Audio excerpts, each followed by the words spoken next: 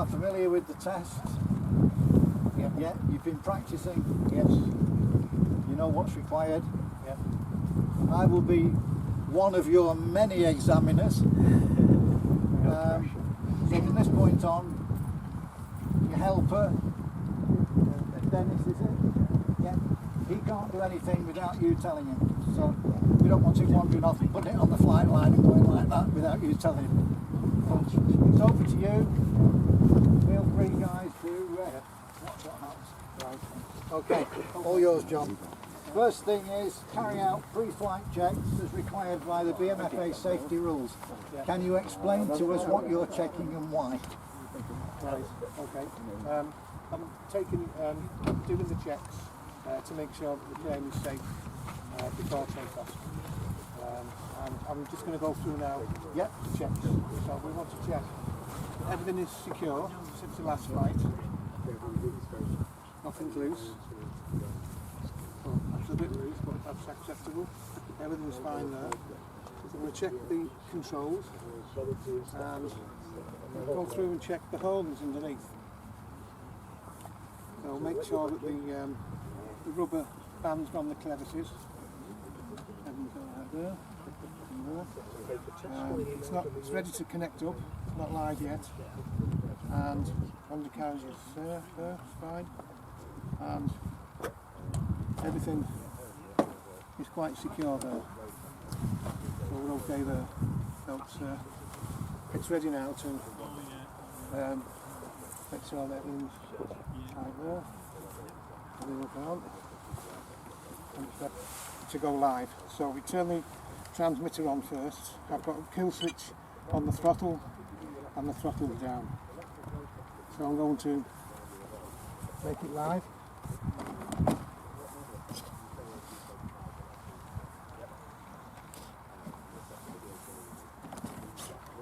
And it's secured.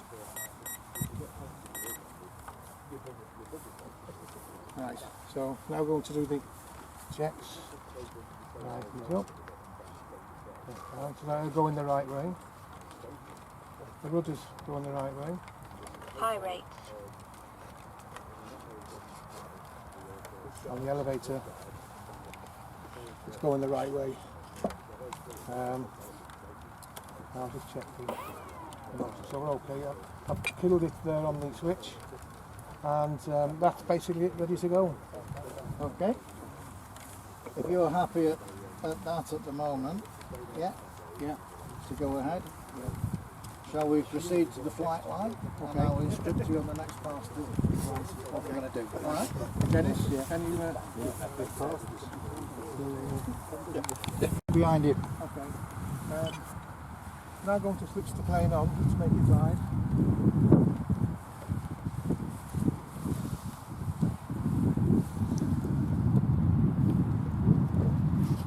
Okay. Right. Okay. Stand back a little bit here. I'll stand on this side of you. You put it where you want. Yeah. I'm just going to check this.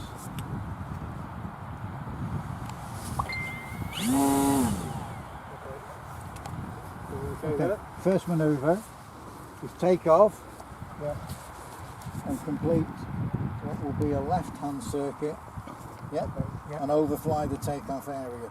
Right. So if you want the first circuit as a trimming circuit, and then we'll say that circuit starts properly from when the model crosses you on the first time round. So your first bit of the circuit, you can do whatever you want, get it trimmed out, and then we'll do a circuit. Great. Okay, thanks. All right. Okay.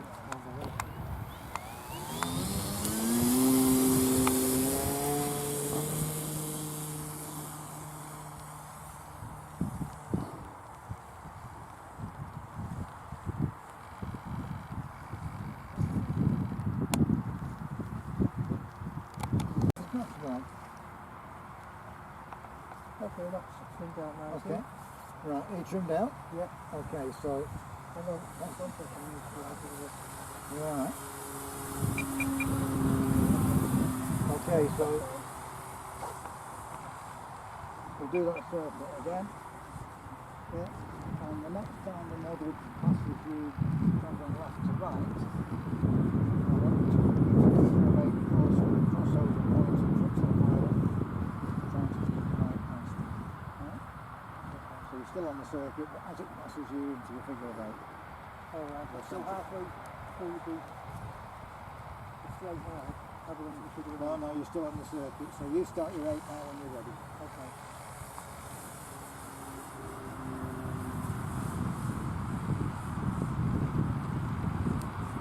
That's a bit low, stop the line. Stop the line.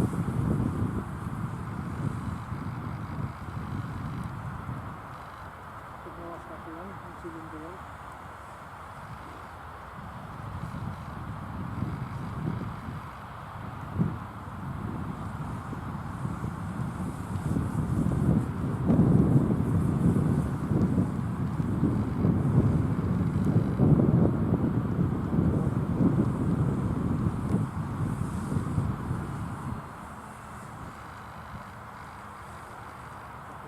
Okay.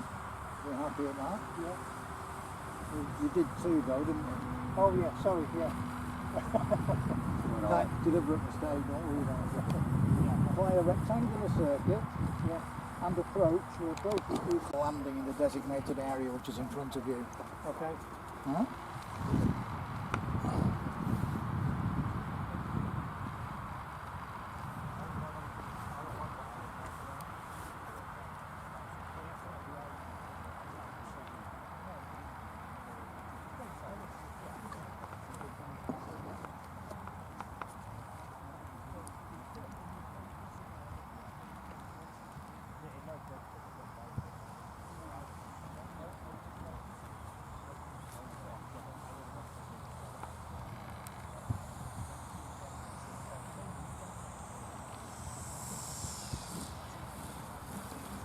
Okay.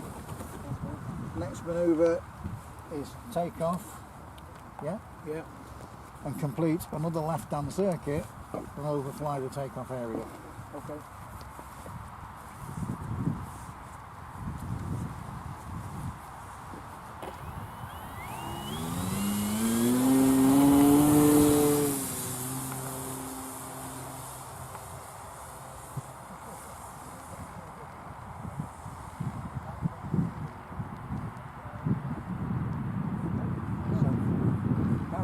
Circuit as agreed.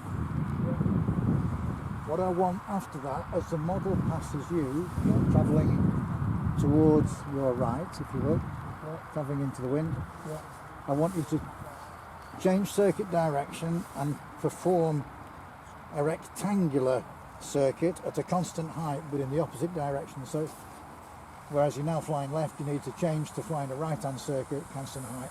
And you've got to be rectangular. Yeah, so where do we turn around? Anywhere up here? I'll turn here. Come back on the side.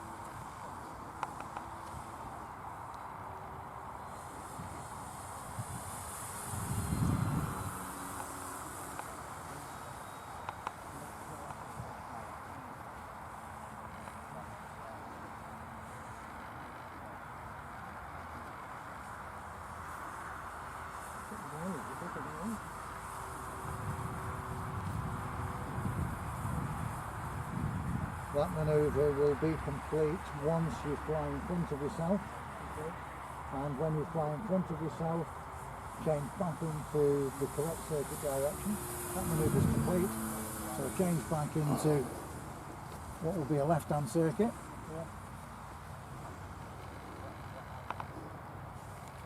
We now have to do a simulated dead stick landing. Okay. So I want you to continue on your left-hand circuits and climb to height. Okay. Okay.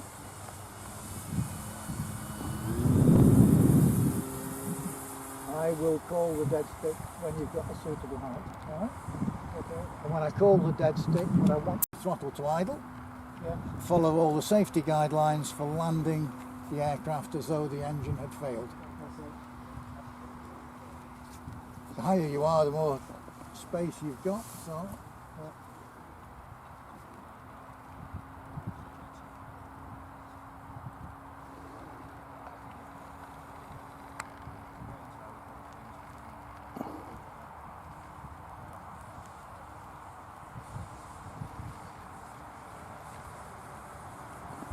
I'd like you now to go to dead stick and follow the safety guidelines and land safely. Dead stick, landing.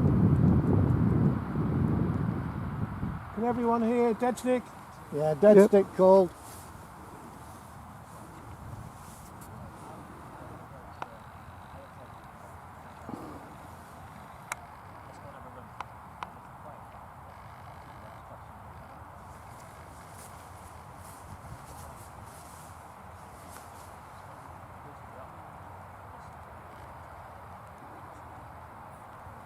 Oh, I'm just going to make it.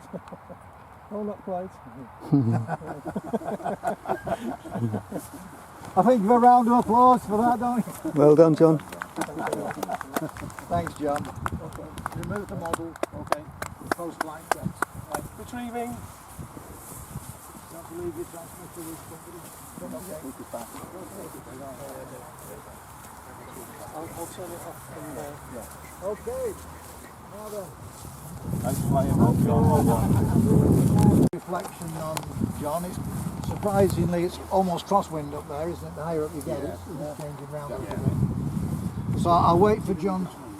We'll go back and do the post-flight checks, and then we'll talk it through.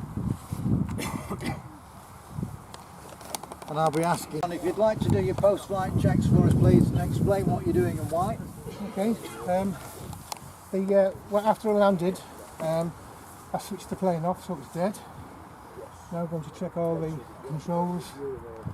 Everything's okay. Controls at back are okay. Everything's still in one piece. Yeah, that's it. That ends those checks. Okay? Yeah. You turned off, you're happy, Turned off. Yeah. right? Transmitter's off. Is your mouth still dry? The first thing I'm going to say is thank you very much to John and the helpers. It's not easy, particularly being the first flight of the day, particularly when you've got so many pairs of eyes watching you. And it isn't. Anybody who's an examiner or people who've gone through a test will know it is not a lot of fun. So John's done exceedingly well to be brave and do that. Oh, thank you. See, I knew the kettle would be worthwhile. Okay, I know that some of you now will have one or two.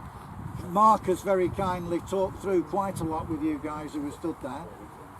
One thing you do need to know is that I was telling John what to do throughout the flight. You perhaps couldn't hear me, but I was telling him the next manoeuvres as per the sheet and so on.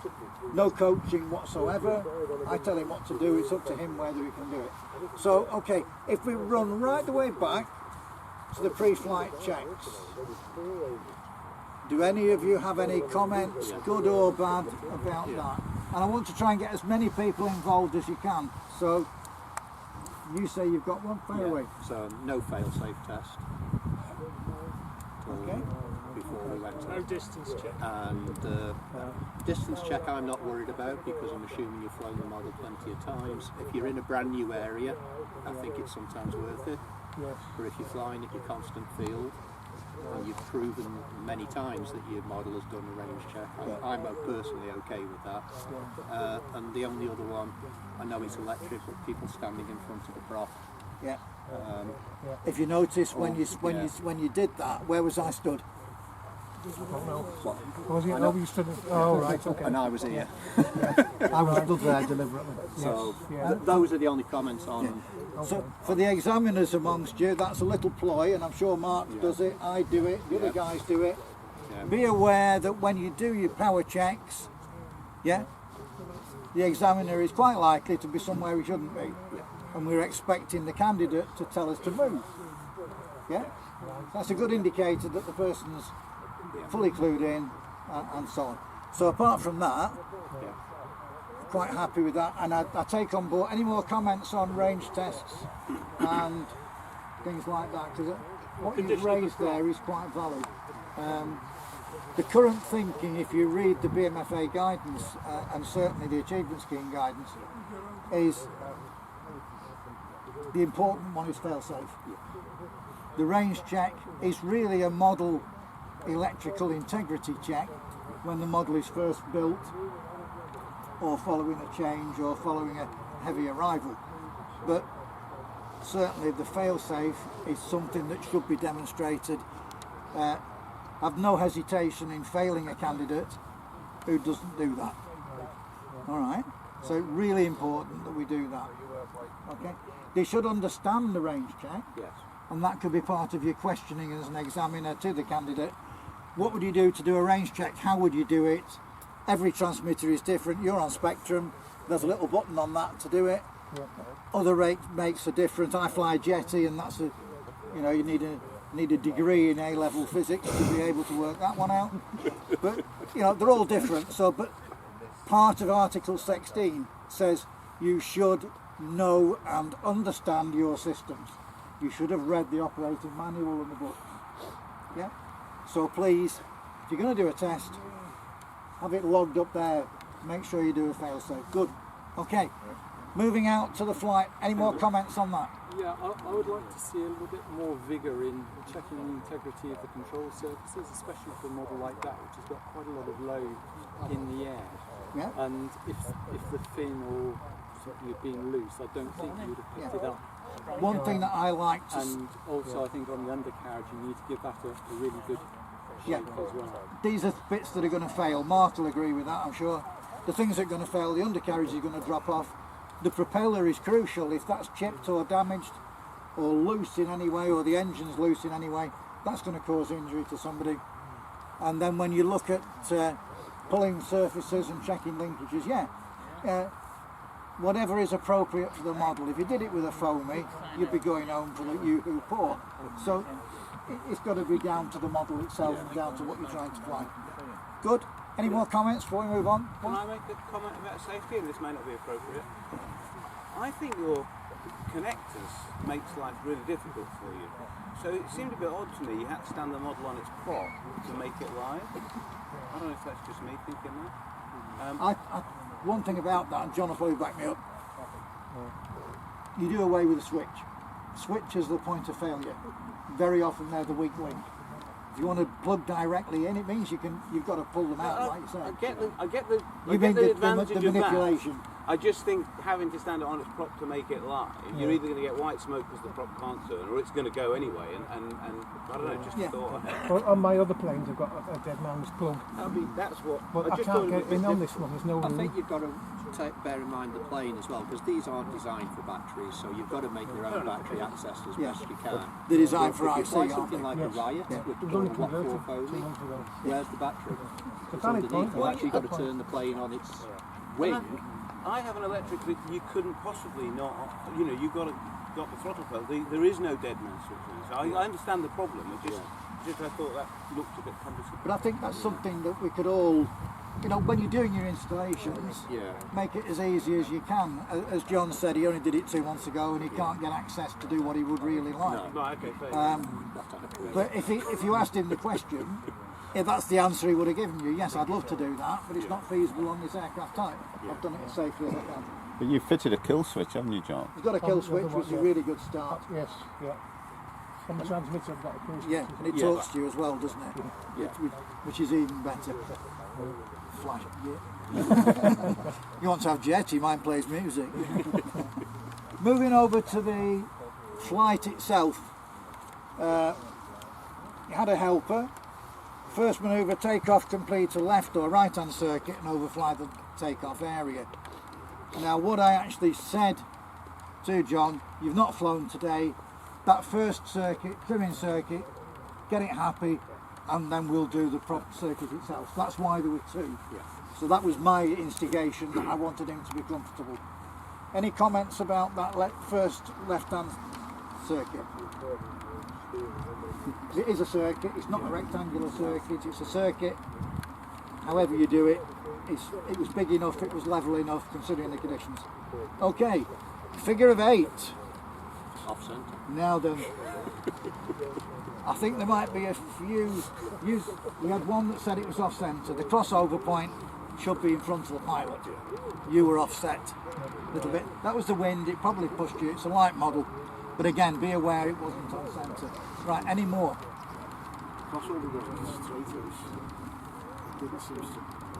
I've watched the BMFA, and that crossover has got to be more defined as it so you tell the plane straight. I think there was an element of a lazy eight rather Yeah, than a figure eight. yeah, I'd go with that. There should actually be two circles that kiss at one point.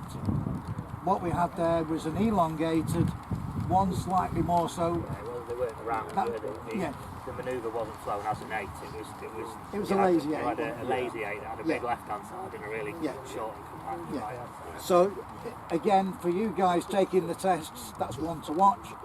For you guys testing it, I'm quite pleased that you've picked that up. Anything else? Right? Is there a size kind of guidance? Not really. I mean, the bigger it is, it doesn't need to be compact. It needs to be appropriate to the size of model and the flying site.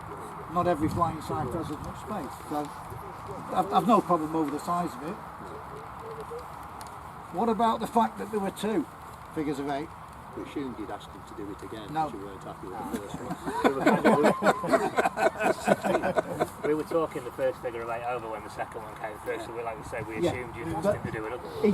He did it anyway without me asking, but I would have asked. And when it comes to examining people, you have to give people the opportunity, providing they're doing things right and doing it safe, and they've just fluffed that particular one. Please, can you repeat that manoeuvre? Yeah, that was the talking points we had. Yeah. It was essentially what we said. If he wasn't reckless, dangerous, erratic, he wasn't No. all over the place, No. there was just a bit of positioning problem. So I think we all kind of agreed, you just fly it again.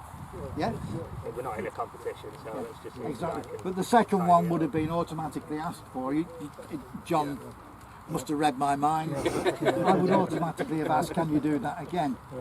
How many times do you think you should repeat a manoeuvre in a test? I know you know the answer, and I know you do, and I know you guys do. What about the people who are likely to take tests? Once. 3. We've had one, we've had 3, any advance? Is it 2 then? Until they get it right. Have we got all day? I would normally ask 1. You didn't get that quite right, please have another go at that. If you don't get that one right, I'm not going to ask you to do it again. But would you ask them to repeat every manoeuvre in an A test? So how far would you go in leniency? I'd allow certainly one sort of request to do it again, and then the second time I'd be thinking maybe we need to do a bit of coaching Yeah. before then taking a test later that day. And I think really the examiners amongst you will get that feeling. I always look at it this way, an A test is designed as a safe solo. Yeah? Now if I stand there, I'm biting my nails and I'm hiding on the floor, then that person is not ready to pass. Likewise with a B test, if I would like to take my mother-in-law rather than my mother to stand next to the pilot, then again, they're not likely to pass. So you get a feeling. And I think you guys out there know when you're ready. Some people think they're ready, but in all honesty, you do know when you can competently string it all together and practice, you're at a point when you should be able to move on and actually take the test. But it is nerve-wracking, isn't it? Even for John, who has a certificate, it's not good. Any more on the figure of 8? Have we done that one? What about fly a rectangular approach and landing? Any comments on that?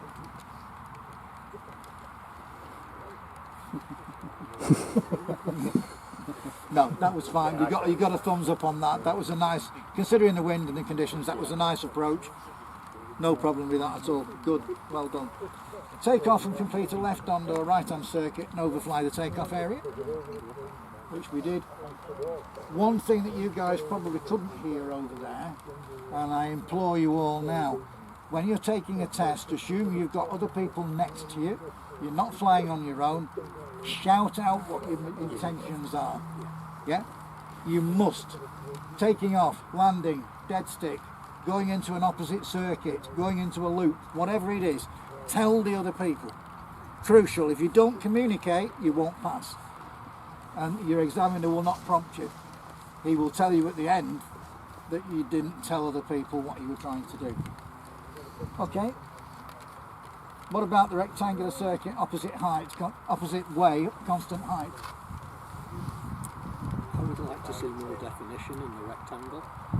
Okay, so a you've little got bit the more, angles. I thought the angles, and maybe it's me coming from an F3A background, but I felt they were, instead of a defined rectangle where you see the wings level, so you're going along to the wing should level and turn again. I felt it was not a racetrack, but that aspect So of it. you think the angles? Any other comments on? Would you guys have let that go, or do you think that was a fair comment? Go to Mark. To be honest, I didn't see that manoeuvre because we were talking about something else. What about Nathan? I think from where we were standing, also it was a little bit difficult to know when you were starting and stopping, Yeah. just because we were chatting and Yeah. Yeah. I think it depends on where you were stood. Yeah. And you were stood this side. Exactly, and we were stood I was stood well to one immediately side, and I behind know the it makes a pilot. big difference. Yeah. So immediately behind the Yeah. pilot, I would have let that go. Yeah. Yeah, I certainly didn't see anything. I would No. certainly have let that There was pass. nothing I would have failed. I'd have just said, just try and make them more defined. And again, that's viewpoint. You were probably, what, 20 metres different? Exactly. We're quite a way over. Yeah.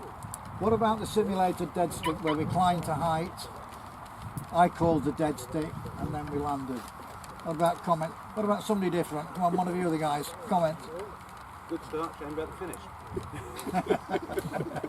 Down in one piece, that's a good start. Yeah. Was it the intention to actually land on the strip, or was it the intention that you should get it down safely? No Both. matter what the surface? Both. Both. Yeah, the intention is it should still land in the same point that's already been designated, but at the same time, it has to be safe. So if somebody walked out across the strip, then you would automatically, it's a simulated dead stick, so you would have the choice, if that happened, as pilot, to call an end to that manoeuvre and go and redo it. Yeah. But that would be an unlikely event. In this case, if you noticed, I moved round to the front of John when he was John didn't realise because he was looking the other way. I was looking very firmly and squarely at his transmitter stick. I was making sure that he was not tweaking a little bit of power on the way in to try and get to the runway. I was tempted. I was watching. Engine warm-up. But again, as an examiner, that's something you would look for. As a candidate, that's something you make sure you don't do unless it was an unsafe manoeuvre, in which case you would call an end to that manoeuvre and repeat it, and that would be quite acceptable. I do tell people when I've taken them as well, if they think they're going to be in trouble and they think they're going to damage the model, call an end. Yeah. Don't be a hero. Yeah. Just call an end Exactly. and go up again. And Nobody's also if going it's to watch at you for that. If it's an electric model and you, like yours, you've got the fail-safe, if you flick that on, then from the examiner's point of view, you know that the model is dead. Yeah, but then again, that's another switch to flick in the event of an emergency. Yeah. You know, I would much sooner than Yeah. not move the hand. I can see what's happening, and I know where we are. Any further comments on the dead stick? No, we're all happy with that. I would ask why. I think the question I would ask John is, why do you think you didn't make the field? I think I should have turned a bit sooner. Straight away, should have turned and headed straight back. Yeah. So better to be a bit longer and a bit short, I think. But I Yeah, think you lost the speed. I think you lost the penetration in finals. I think you let the nose come up Yeah, and it yeah. went into a stall. Yes, and I think I'd that's say- where you. I'd Up say until that- that point, I thought you were going to make it. Yes, yeah, that's when I had to drive it down and It was high enough, and I think we all thought it was going to get there. Yeah. And the nearer it got, you thought, no, it's not. And I think John probably thought the same. Yeah. So it was a safe landing. Nothing wrong with that. It was safe. It wasn't what's required for the test. It's got to land within a pre-designated zone in front of you, within what, 30 metres, is 30 it? Mark? metres, yeah, which way? 20, 30 on a test, metres. I would normally say that's your strip. Yeah. And everyone knows what your strip is. Yeah. So I think on that dead stick landing, you'd use it as a conversation point, but you'd say, right, let's have another go at that. You didn't make it, but this is why I don't think we made it. Let's have another go at it. Yeah. Okay. Post-flight checks. We've already covered the pre-flight. I think exactly the same comments would be said for the post-flight as that. I think we've all learned a little bit from something then, and John certainly has learned in that it's not nice when so many people stood there watching you. So full credit to you for having a go. Yes. When you do the B later on, we'll... Well done, John. Yeah, thank you very much, John. Okay. At this point, we've done that. How many of you guys want to actually take tests? or is that a case of people You just say how hard it is. all of a sudden it's gone very warm? What was it? Yeah. What was it you got?